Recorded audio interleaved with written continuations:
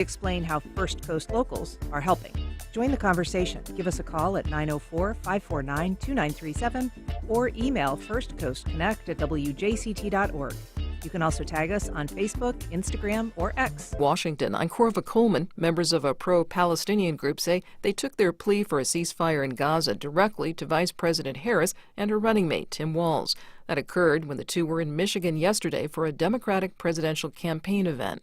From member station WDET, Russ McNamara reports Detroit is home to the largest Arab American population in the U.S. and the center of the uncommitted national movement. Before the rally, the group's co-founder Abbas Alawiya told reporters that in addition to a ceasefire, the group wants the U.S. to stop selling weapons to Israel. It's a reasonable demand rooted in a very simple idea that not another bomb should be sent to kill civilians. Nearly 40,000 civilians have been killed in Israel's ongoing military action in Gaza. Later, Abbas said he briefly met with Vice President Kamala Harris and Governor Tim Walz before the rally in suburban Detroit, but when the event was interrupted by pro-Palestinian protesters, Vice President Harris cut them off. You know what? If you want Donald Trump to win, then say that, otherwise I'm speaking. Pro-Palestinian groups are planning days of protests at the upcoming Democratic convention. For NPR News, I'm Russ McNamara in Detroit. Former President Donald Trump says he will hold a press conference later today. It will be at his Florida resort, Mar-a-Lago. A government program that provides free COVID shots is set to end this month. NPR's Windsor Johnston reports the announcement from the Centers for Disease Control and Prevention comes weeks before the rollout of updated COVID vaccines. The Centers for Disease Control and Prevention says it's ending the Bridge Access program because of a lack of funding. The program provides free COVID-19 vaccines to adults without health insurance and those whose insurance doesn't cover all vaccination costs. As a potential replacement, the CDC is pushing for a proposal that was included in President Biden's upcoming fiscal budget request. It would give uninsured adults free access to vaccines. The White House has requested $35 billion over the next 10 years to pay for it. But even if the request is approved, the appropriations process wouldn't be finished in time for the fall rollout of the new booster shots. Windsor Johnston, NPR News, Washington. 1 year ago today, wildfires tore through the Hawaiian island of Maui. 102 people were killed in and around the town of Lahaina. Many people who died were trapped by the flames. The fire destroyed about 2,000 buildings, many of them homes, displacing thousands of people. The U.S. Army Corps of Engineers is helping clear away fire debris. Some people are watching their homes be rebuilt, like Lahaina resident Carrie Alexander. I walk over here every day and look at the progress, and I'm excited. It gives us hope that everybody can do it. Maui County, Hawaii is holding several events this week to honor the fire victims. You're listening to NPR News. This is WJCT News 89.9 in Jacksonville. I'm Michelle Coram. Store owners at Jacksonville's 55-year-old Norwood Plaza Shopping Center on the north side are demanding the property owner fix their leaking roofs and potholed parking lot before someone gets hurt. Meeting with the Jacksonville City Council member Jacoby Pittman yesterday, Antoine Gary pointed out the damaged ceiling tiles and the standing water on the floor of his Elevations lounge. He said repeated attempts to get the center owner to make necessary repairs have gone nowhere. We were made promises that we would get the roof replaced. We still have standing water on the roof, and it just pours into the building even after a storm or before a storm, and it just tears it down. It is a major safety hazard for all personnel and also our consumers that want to frequent the business. Jacoby Pittman says business owners have been complaining about conditions at Norwood Plaza for some time, and that even though the city's code enforcement office has levied repeated fines, nothing has been fixed. With primary election day less than 2 weeks away, more than 762,000 Florida voters have already cast their ballots. According to the State Division of Elections, the vast majority of those were vote-by-mail ballots, while around 18,000 were in-person votes. Partly sunny and hot today with a high near 96 degrees. Heat index values today up to 110, windy from the west. Overnight low will be 80 degrees. Support for NPR comes from NPR stations. Other contributors include Insperity, providing HR services and technology, From payroll, benefits, and HR compliance to talent development. Learn more at Insperity.com/HR Matters. And the Doris Duke Foundation. Good morning. I'm Ann Schindler, and this is First Coast Connect. Today, in just a couple weeks, a grocery store will emerge from a food desert on the city's east side. We wanted to talk to the team behind the reanimated Debs Store about what they wanted to bring back to this storied family business. Later in the program, we continue our election coverage with a conversation with Democratic incumbent State Representative Angie Nixon. But first, the building at the corner of Florida Avenue and 5th Street OutEast has been vacant for more than 10 years, but it is about to reopen, getting a second life. And here to tell us about it is David Garfunkel. He's the president and CEO of LIFT JAX. Welcome, David. Good morning. We're also joined on the line by Joe Debs. He's the president of Debs Store and grandson of its founder. Good morning, Joe. Good morning, Ann. Thank you for having us. It's my pleasure. Joe, tell us a little bit, if you can, about the origin story. This grocery Debs Store was founded by your grandparents and then operated for a number of years by your father and your uncle. Tell us about who they are and why they opened the store in the first place. Yes, my grandparents on my father's side, the name Debs, immigrated from the country of Lebanon in 1920, and they founded Debs Store in the East Side in 1921. The family lived in the store and worked in the store, both my grandfather and grandmother. And in fact, my dad was born upstairs in the building that we're talking about today. And the family ran it as a family grocery store for 90 years. When my grandfather became ill and could no longer run it himself, my father had to leave college and take over the business and ran it. And then he was joined by his brother, my uncle. The two of them ran it as a community store, fresh food, for all the years up until my uncle's passing in 2006. And ultimately, my father died in 2011. And truly, he was able to go in with the assistance of myself and some siblings up until literally days before he passed, with the intention of making sure that some of the residents were able to get fresh groceries until his passing. And so your father was Nick Debs and your uncle was Gene, is that right? And they both operated the store together after your grandfather passed away? That's correct. The two, yes. Nick was my father, Gene my uncle. The two brothers, side by side, ran the store for over 50 years, working 6 days a week. And they were really a community institution, more than just a grocery store. Describe a little bit about how Debs Store fit into the East Side community. Yeah, they actually were part of the fabric of East Side, and they felt that. They certainly had a role in providing the fresh groceries, but it was more than that. Many of the residents didn't have phones or ways of reaching out beyond the neighborhood itself. So as a kid, I worked in the store all the way through high school. It was routine for messages to be left, for residents to come up and get their messages, or even insurance representatives to come in and leave information so the residents come in. It was a gathering place, and a number of times I could tell you there was a lot of counseling sessions in the store.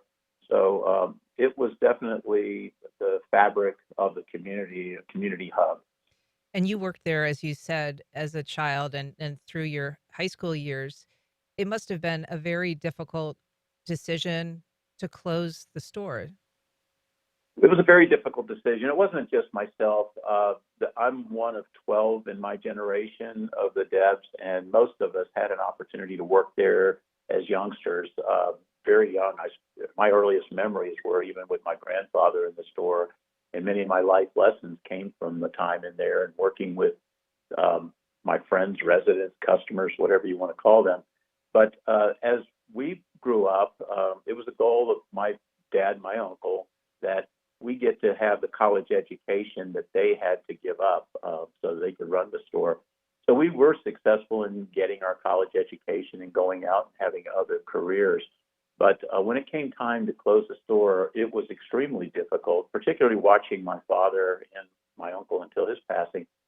And what was very instrumental and was when my father passed, we stopped in front of the store with this funeral procession, and there were many residents had gathered to pay tribute. They knew we were stopping by there.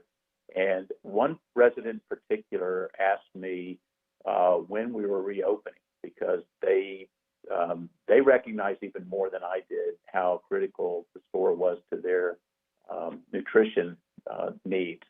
And it stuck with me. I could not answer that question at that time, but it stuck with me. And it really drove me for the years after to try to get something going again in the community. And that's somewhat what led us to where we are today. And so the building itself remained in the family. Is that true? And then now there's a partnership with LIFT Jacksonville, with LIFT JAX. The building itself was owned by another individual who lived upstairs, but name was Royce Fed, and is Royce Fed. And Royce was a great friend and partner of myself and my parent, my dad, my uncle. And Royce and I agreed from the very beginning that we would make something happen.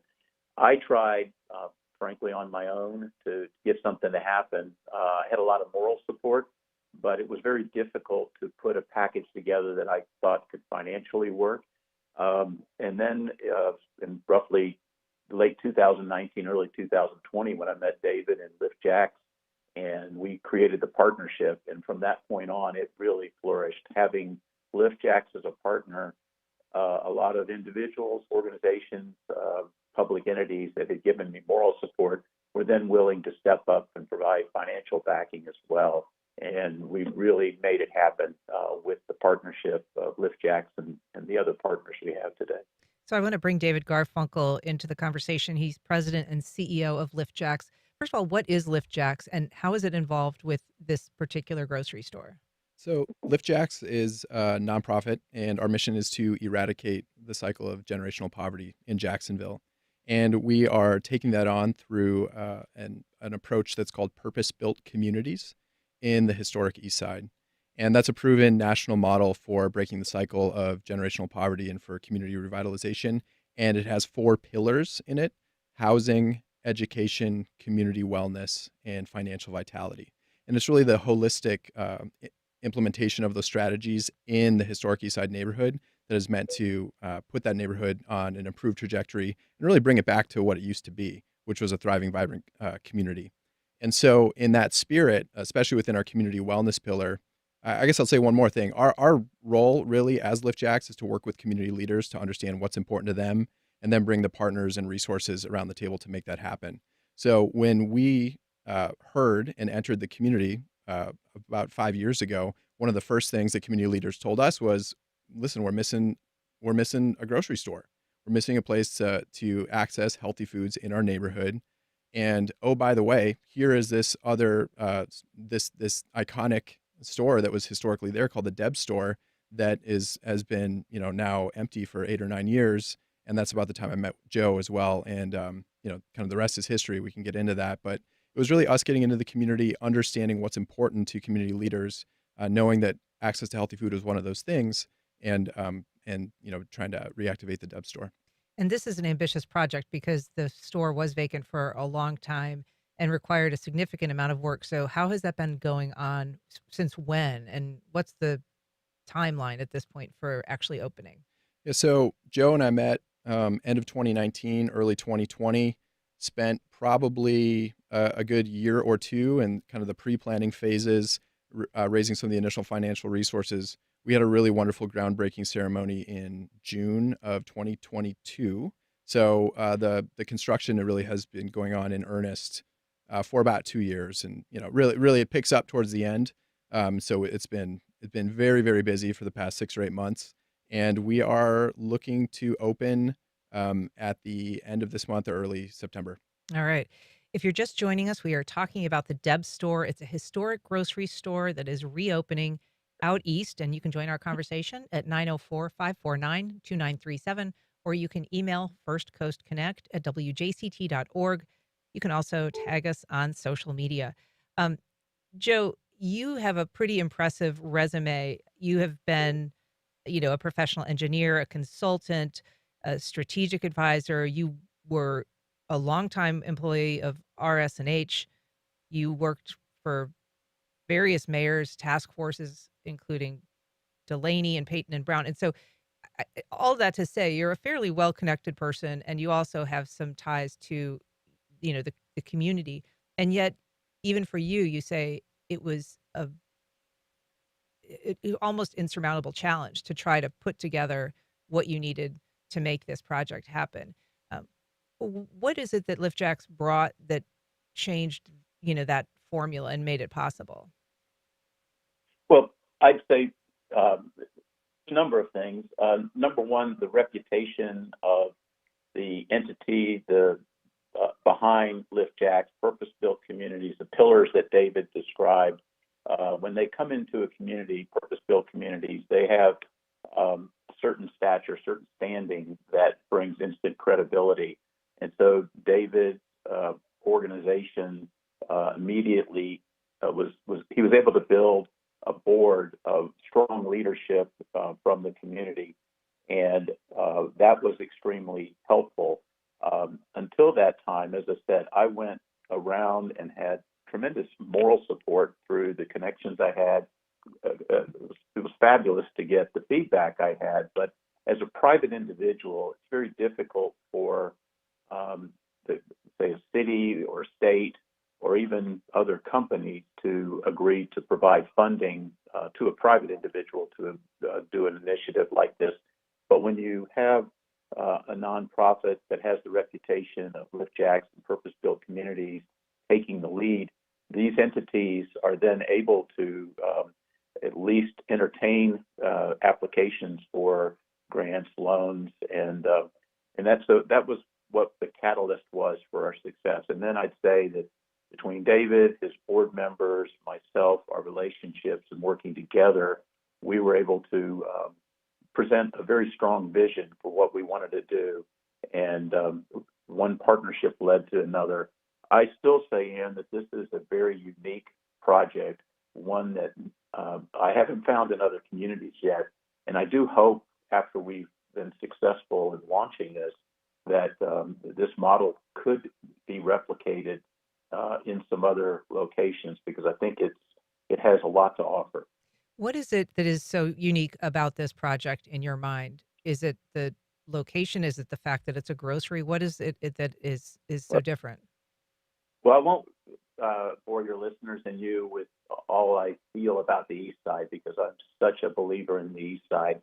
But I will tell you, when I began trying to make this project happen, I definitely wanted to continue the theme of it being a place where persons could get fresh food, and also wanted to be the gathering place that you referred to early in our discussion. But I wanted the added component of being able to ensure that young people in the East Side community had opportunities for education like I did. I had watched other really talented individuals that did not get the opportunity I did to go on and have a college degree, get a college degree, earn a college degree, not have the success in life beyond their high school years, if you will, or even, but that I was able to have. And I was hopeful and determined that through the efforts at this corner, that we could do something to ensure that education could be enhanced, careers could be enhanced. And so working with David, and then the partnership that's evolved with Goodwill and now ViStar, boy, it's exceeded my expectations. Not only are we providing fresh foods, not only is it a gathering place, but we are now having a career center that we are going to be addressing the education and career opportunities that I was hopeful for. So I'm very happy with where this project is right now. David, tell us about the layout of this building and where those services are going to be provided. I mean, traditionally, the original Debs Store had the store on the bottom. The family lived upstairs. What's the layout currently? Yep, we so actually part of the construction process has been to renovate the existing structure and then actually build on an addition to it. And that was really to bring the building up to 2024 standards, We have an elevator. We've got wide, aisles to make sure that it's accessible. And so in that vein, we actually doubled the size of the building. It is going to maintain that same structure where the bottom floor of the 2-story building is going to be the grocery, and then upstairs, Goodwill is going to have its Good Careers Center, as Joe mentioned, and then ViStar is also going to have its financial fitness center. So you can think of it simply as the bottom floor will have the access to healthy food, and then upstairs is where you go for your financial education, your financial wellness, and your career and workforce development. And one of the elements that was brought back that is part of this iconic building is this Coca-Cola sign. I'm not sure why that is such a pinpoint for people who remember Debs Store, but it was kind of this, centerpiece of the neighborhood with this giant Coca-Cola sign, and that was painted over or removed for a time. It was painted over and removed, and as of 2 weeks ago, it's back. And that's a credit to our partner, Suzanne Pickett at the Historic Eastside Community Development Corporation, who's also a visual artist, and her partners. And yeah, to your point, even since that's been, the whole project, I think, has evoked a lot of nostalgia and memories for people who have been there, going to that store for generations.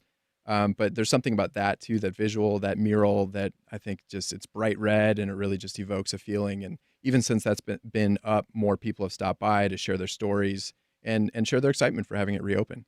I've seen some really cool pictures of the brothers when they were running it and of the store. Are some of those going to be displayed for people to be able to see what it used to look like? Yeah, one of the things we're really excited about is what we're calling the Debs Discovery Corner, which is going to be just a small pocket right on the inside. But it's I was just in there yesterday. Actually, we are putting the ceiling back from the original ceiling just in that corner.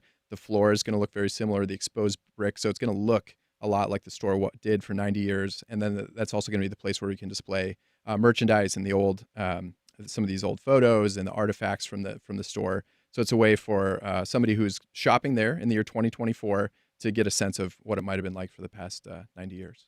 We've got a call from Eric. Good morning, Eric. Go ahead. Okay, two things real quick. First of all, the reason that inflation was so invasive over the past 4 years, especially when it came to grocery prices, was because, Walmart and Winn-Dixie and Publix and these stores are all kind of owned by the same people. They set prices, and that lack of independence, leads to a monopoly, which leads to inflation. So if I'm in favor of any sort of independent thing like this. And more importantly, the most important thing that we should be focused on as a municipality, city, whatever place, is restoring our communities. Kids should go to school where they live. People should shop where they live. This running halfway, 50 miles across town to do some little errand or drop someone off at school or go to the grocery store or whatever is nonsense. The stores and all the infrastructure for each that people need in the community should be embedded right there in their community. Nothing else makes sense. Thanks for taking my call. Thanks, Eric. Joe, I want to ask you, in terms of, we all know grocery prices are really high. What is being done to try to ensure that this is actually a community grocery store for people in what is a, financially struggling or, challenged area and not, a boutique destination? David might be able to add something to this as well, Ann, but Goodwill has, this whole team has been the beneficiary of a lot of other groups in the community stepping forward and saying, we'd like to participate. And so we've been very fortunate that the products that will be offered in the store will be provided at a wholesale manner that are going to be extremely competitive. We expect that the products that one will find on the shelves will be able to be offered at or below the prices that one would find if you went to any other supermarket in Jacksonville.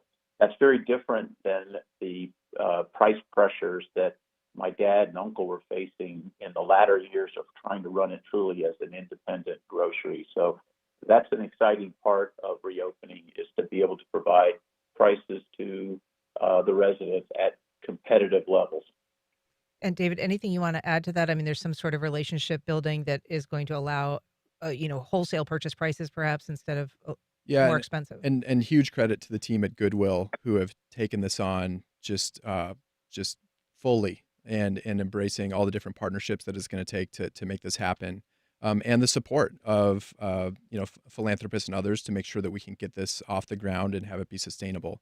We know there's the grocery business is not an easy one, and so it's going to take some time to make sure that it's sustainable and that we can kind of work out all the kinks and make sure that it is a place that will hopefully operate for the next 90 years. With that said, we're committed to it, and I'm just we're truly blessed by the partners at the table who want to see this succeed. And so in that spirit, I think we're going to make it happen. Joe, you're joining us from out of town, but will you be coming back into town for the opening? And is there any kind of special ceremony or anything planned?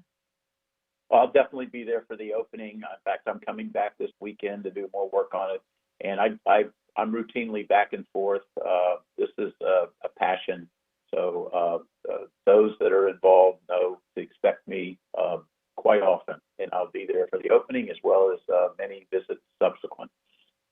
Well, David Garfunkel of LIFT JAX, Joe Debs of Debs Store, thanks so much for coming on the program today and telling us about 13 as two Democrats head into the decisive August 20th primary. To tell us why she's here seeking another term, I'm joined by incumbent state representative Angie Nixon. Hi, Angie. Welcome back to the program. Thank you for having me. Happy Thursday. Happy Thursday. We're almost there. Almost there. Representative Nixon is also taking your calls and questions. You can reach us on air at 904-549-2937. You can also email firstcoastconnect@wjct.org, or you can tag us on social media. Angie, you were elected in 2020, and this would be officially your third term in the Florida House. Why do you think you deserve another term? Yeah, for sure. So I'm simply running because I'm running to continue to work and fight for a future and a present that we can believe in. The fact that my office has helped over 1,500 constituents in the areas of helping them with their unemployment assistance, helping hundreds of families get rehoused, especially when some hotels were closed down and they had to leave and had to find housing, helping residents just get connected to services and things that they need. I also have brought money home. There is rumors out there being spread, unfortunately, that I have not been effective. And I think I have been effective. I've brought in $500,000 for mental health services, $500,000 to help with at-risk youth. Also, recently, this past year, worked with Representative Skidmore and Representative Felicia Robinson to work to advocate to get the $10 million in sickle cell funding to help with organizations that are trying to help folks who live with sickle cell.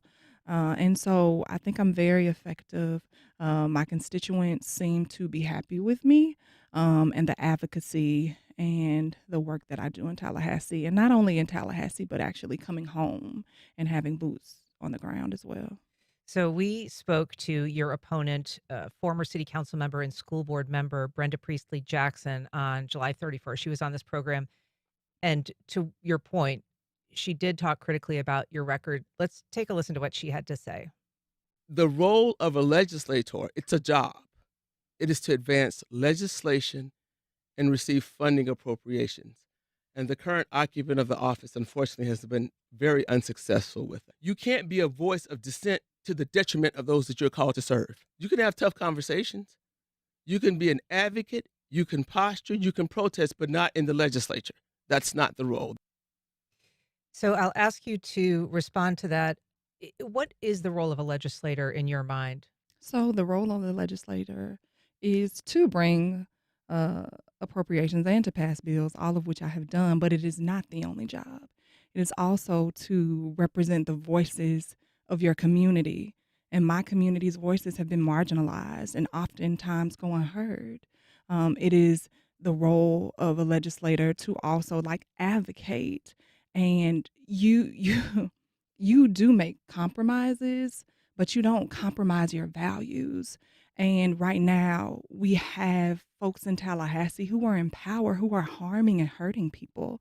The fact that we have educators who can't even afford to live in their own homes with their immediate families because that we have corporations that are basically running the government.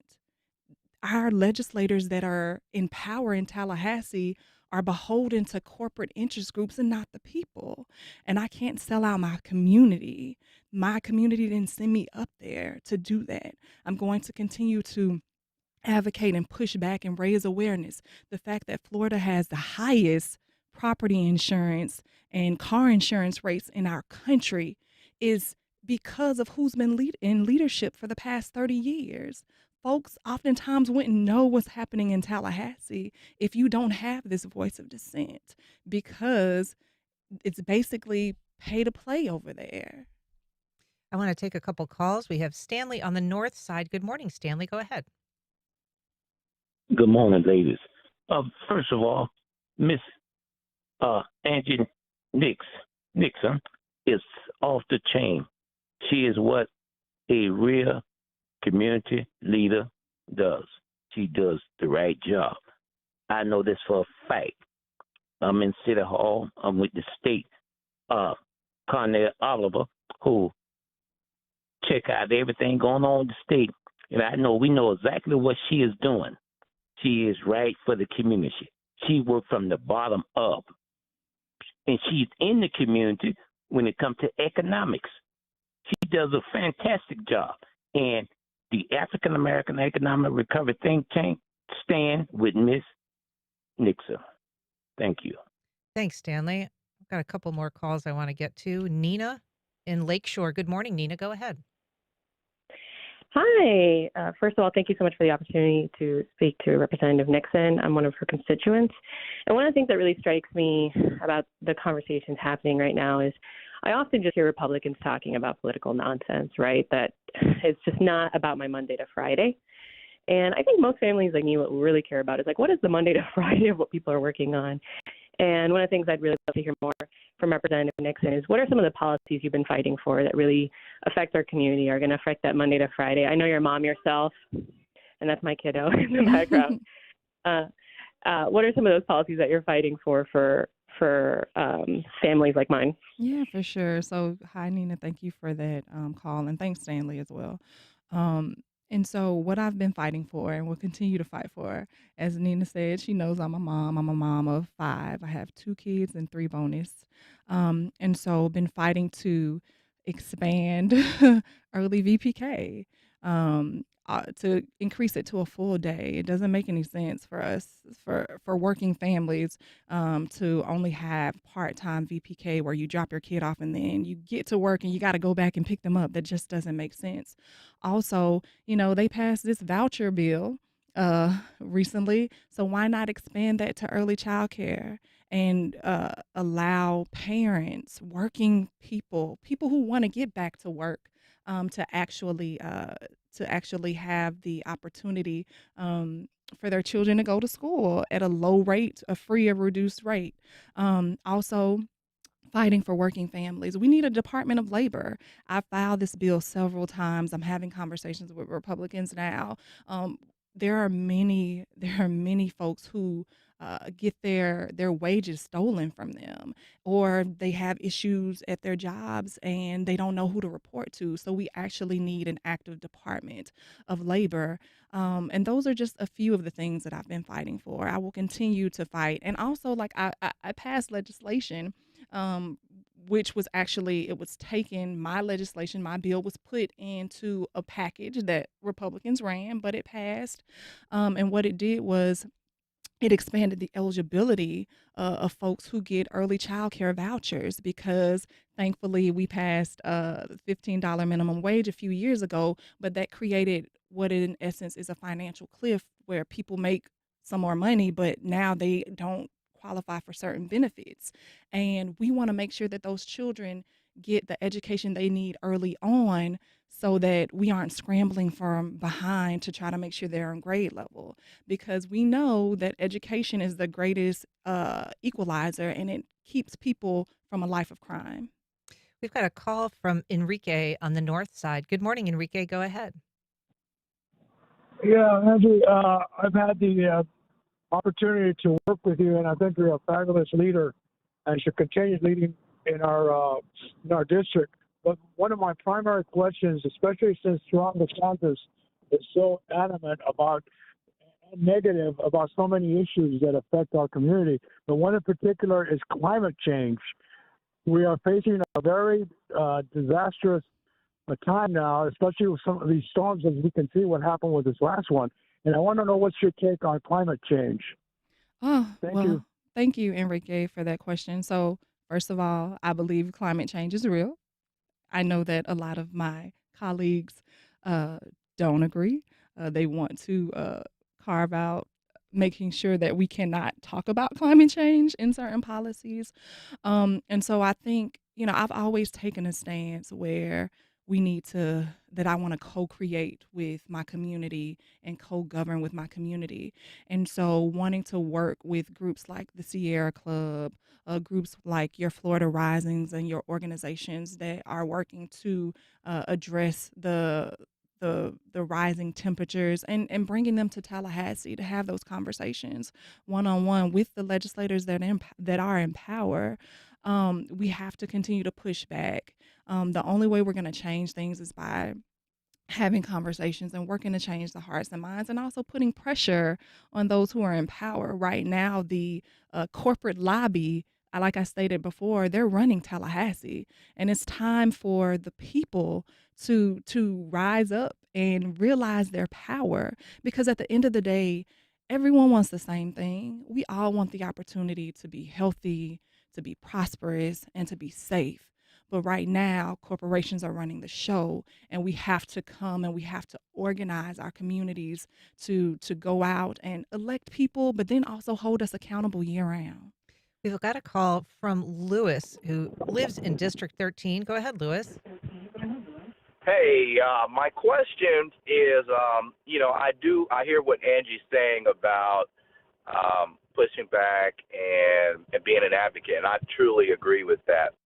Nevertheless, I'm curious to know from a proactive stance, because House District 13 is varied. It's multitudinous of different neighborhoods. Mm-hmm. So, for what is your vision for the district, and do you have any major projects in mind that will spur economic development? Yeah, so my vision for the district is that we have better infrastructure, that we bring in more infrastructure into the area so that we can get more businesses wanting to move to the area. The fact that there are still some food insecure areas within our district is a problem. And so we need to work with city, state, and feds to bring in more dollars here to build and better our infrastructure, to bring in businesses. Also working with private companies as well as nonprofits and other groups to really work to try to make our district a lot more safer, right? Also, I look forward, and I have a great working relationship with Councilman Peluso, Johnson, and Clark. We've held town halls, mental health town halls together, providing resources for folks, letting them know about resources that are available to them to help address mental health issues. And I don't know if the gentleman, Lewis, didn't know, but I was a founder of the Melanin Market, and I know they were also a partner of the Debs Store and LIFT JAX. And so working with those groups, working with the JSEB program, I actually had a conversation with Mr. Gregory Grant, and we're going to be hosting workshops throughout the district to get small business owners and connect them to the program, and actually learning oftentimes how to legitimize their businesses. For so many people, they start a small business out of desperation, and so they don't have everything right. And so wanting to help them legitimize their businesses and then connecting them again just to resources. And like I said before, being a state rep is not just about legislation and appropriations. That is a major part of the job. But you also have to talk to people. You have to go into communities. You have to have uncomfortable conversations. And that's something that I have always done before I became a legislator. It's something that I'm doing now, and it's something that I'll continue after. We have a call from Yasmina in Arlington. Good morning. Go ahead. Hi, good morning. My question for Angie is, we hear a lot about vote for me, vote for me. People get in office, we never hear from them again. Share how you work tirelessly with your community on a daily basis, which I think you've kind of touched on this. In addition to that, how do you build relationships with all constituents in every corner of Jacksonville? And I also want to mention that you are extremely relatable to different levels of age groups, and that's very important in terms of people knowing who you are and who to vote for, how to vote, and making informed decisions. Thank you for all you do. For sure. Thanks, Yasmina. So, I'm tired. um, I getting a little teary. I really love my district. I love my community so much. Oftentimes to the detriment, I would say, of my family a little bit. My daughter is always like, Mom, like, can I get a little bit of time? And, I bring her along often. And so I created a House District 13 advisory committee where different folks from all walks of life, all located throughout the district, and not just the district, but in Jacksonville as well, had them apply. And we work together. Like, they also, research and come up with bills. They proposed bills that I've actually ran. And I want to continue to do that. Like, I should not, what people don't know, like, we deserve so much more than what we've been getting. And we have to hold leadership accountable. We deserve to just be safe. We deserve to experience joy. We deserve to have educators that get paid, that aren't being attacked. We deserve to be able to afford to live in a home, to be able to walk through our streets safely. And I think it's really important for us to learn to just to talk to each other, like to just stop all the rhetoric. And I'm really crying right now because I'm really hurt about the fact that we have to commemorate at the end of the month the brutal execution of 3 people in my district that were taken out by a white domestic terrorist who was a white supremacist. And he was emboldened by the hateful, harmful rhetoric that came out of Tallahassee by many of those in leadership who should have been working on legislation to make sure that we don't have high property taxes, that people can afford their rent, that our children are being educated the way that they should be. And so now we're coming up on the 1-year anniversary, and the rhetoric is even worse than before. They're telling many of people who look like me that my ancestors and me as a descendant benefited from them being in slavery. Like, that is not what we should be doing. We should not be pushing these hateful and harmful dog whistles. Like I stated before, at the end of the day, we all want the same things. Like, I don't care if you're a Republican, a Democrat, NPA, Green Party, whatever. We all should have the opportunity to be healthy, prosperous, and safe, despite what zip code you live in, who you love, who you worship, what color you are. You should be able to thrive and not just surviving. Like, people are just surviving right now. And you have legislators that give $3 billion bailouts to property insurance companies, but don't want to provide any relief for consumers. And folks want me to be okay with that and to not push back on that when we have begged and we offered up good solutions to amendments to make sure that people had relief, and you want me to sit back and allow a guy and the governor to use his platform to run for president of the United States when he's neglected us, when he just recently vetoed nearly $1 billion, and some of that money would have gone towards ensuring we have quality infrastructure throughout our state when there's massive flooding. Like, no, I am not going to do that. Let me take a quick call if we can. Just briefly, Wells on the south side, go ahead. Good morning, Ann. Good morning, Angie.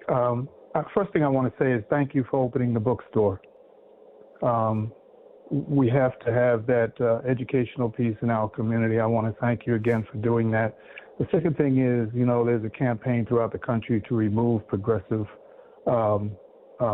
people from politics. We've seen it happen twice now with large amounts of money coming in from different corporations. Wells, so I'm going to ask you, you just if you can go a little faster. Thanks. Okay. I just want to say, hang in there, Angie. You got support, and we're behind you. Thank you very much, Ann. Yeah, thanks, Wells. Angie, this is going to be and is a divisive election. Yes. And it's splitting Democrats along some fairly difficult conversations. How, just very briefly, would you bring the district together? Having conversations, right? And extending the olive branch after the election.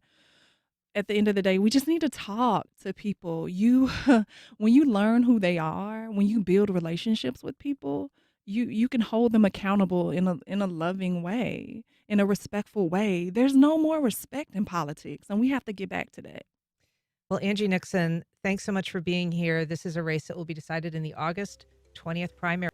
North Florida TPO, proud sponsor of WJCT's First Coast Connect, bringing to the community innovation in transportation planning, commuter services, clean fuels, and intelligent transportation systems. More at northfloridatpo.com. Sing Out Loud Festival presents the Live Wildly Showcase with Eric Church, Noah Kahn, Ryan Bingham, Nora Jones, and more. September 21st and 22nd in downtown St. Augustine. More information at Sing Out Loud Festival. 30 years ago, James Davison Hunter coined the term culture wars. Since then, those wars have poisoned American politics. But in his new work, Hunter says the only thing that can end a culture war are cultural resources that create a sense of national solidarity. And he says those cultural resources are gone from American life. But what exactly are they, and can they be renewed? That's on the next On Point. Today at 11 on WJCT News 89.9. How do you splice together the stories of ancient Egypt, Robin Hood, Freddy Krueger, and Hamlet on a single stage? I looked at them like theater. We are in a maximum security facility, and you want me to run around and type something about to be or not to be? The movie Sing Sing explores the story of a group that did just that, and how the art of theater makes us think about our own humanity. That's next time on 1A. Today, starting at 10 on WJCT News 89.9.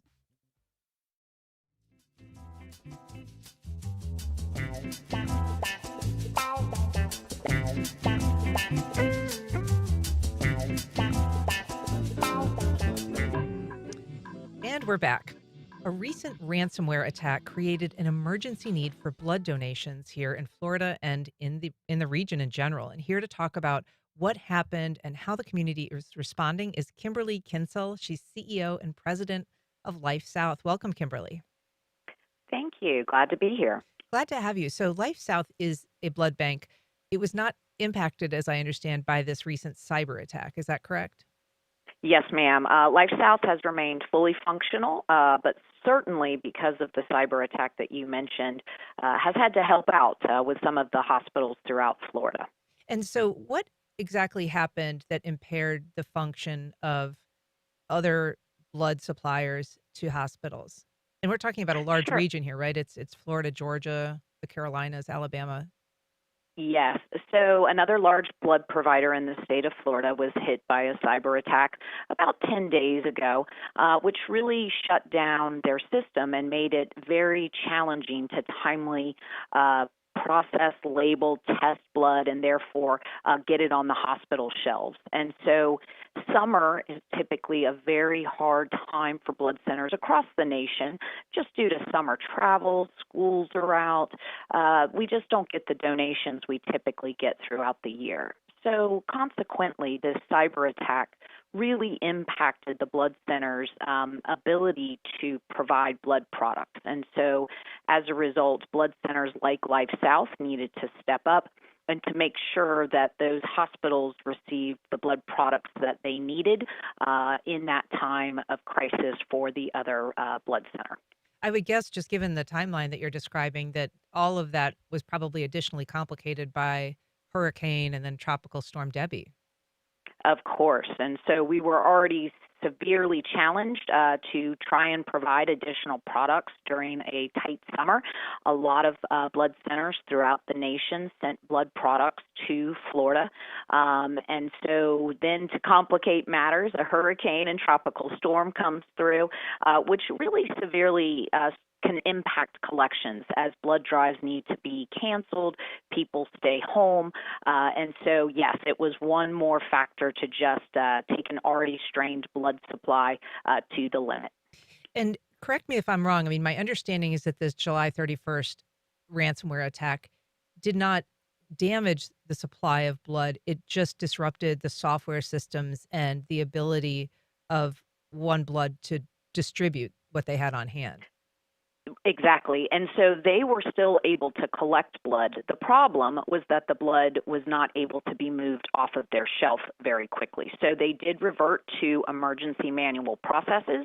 However, when you have short-dated products, meaning the shelf life on a number of blood products is extremely short, and so the time limitations that they faced to safely process that blood and get it on the shelf was significantly limited. And so that's why Life South, along with Suncoast, another blood center in Florida, and again, many blood centers throughout the nation, sent in additional products to support Florida's hospitals. And so where do things stand now? What is the need currently? Have they come back online in a way that this is no longer a crisis? Yeah, so they have come back online. Unfortunately, because of the ransomware attack, a lot of elective surgeries and I would say non-critical procedures that require blood were delayed and postponed. So again, there was already the stressed blood system, throw in the hurricane, and while they're back online and to my understanding are able to provide a their normal par levels of blood products to the hospitals, there is still a demand due to the complete stress on our overall system. And again, because the expectation is that a lot of the procedures and surgeries that would require blood were delayed. And so we believe that there will be an impact as those surgeries get rescheduled in the near future. And so what is the need specifically, and what are you asking people to do? I'm asking people, regular donors, first-time donors, folks who haven't donated in a while, to go to their local blood center, including Life South Community Blood Centers, and give. The need is still there. Our shelves are not where they need to be in terms of making sure that we have the adequate blood supply for our hospitals. We are out of a crisis. The problem is we're not back to where we need to be to safely operate. So we are asking for folks to come and donate to any local blood center in the state of Florida, but specifically Life South Community Blood Centers is the primary blood provider to the hospitals in the greater Jacksonville area. So we're asking for donors to come out so we can make sure we restock our shelves and be prepared for what we consider will be an influx of of surgeries in the near future. And just very, very briefly, who can donate? Anyone. If you're 16 with parental consent or older, you can donate. You need to be in general good health and feeling well and over 110 pounds. So for more information about donor eligibility, www.lifesouth.org has a lot of the eligibility information easily accessible. Well, Kimberly Kinsel, thank you so much for being on the program today. We appreciate it. Thank you so much, Ann. Have a great day. You do the same. Well, that's okay. Bye-bye. Bye-bye. Coast Connect is provided by Baptist Health and the North Florida TPO. Baptist Health is a proud supporter of First Coast Connect. Baptist Health, committed to building a healthier community for all of us. More info at 202-4YOU or baptistjax.com. Congaree & Pen, dedicated to agriculture and culinary endeavors, offering field-to-fork dining and outdoor experiences on over 300 acres. Sip, dine, explore